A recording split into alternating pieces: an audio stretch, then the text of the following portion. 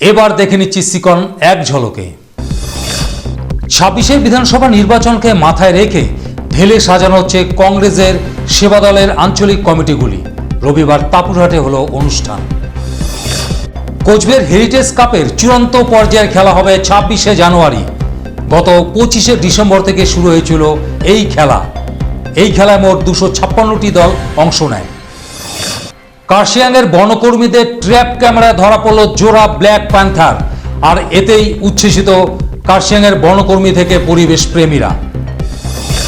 কোচবিহারে জামালদহে এক ষষ্ঠ শ্রেণীর ছাত্রীর উপর শারীরিক হেনস্থার অভিযোগ তুলে আন্দোলনে নামল এআইডিওসো। অবিলম্বে দোষীদের গ্রেপ্তারের দাবি জানায় তারা। রেল পরিষেবার বেশ কিছু দাবিকে সামনে রেখে রবিবার ডেপুটেশন কর্মসূচি হলো দিনহাটা কোচবিহার রেলযাত্রী মঞ্চে। কোচবিহার স্টেশনে হলো এই কর্মসূচি।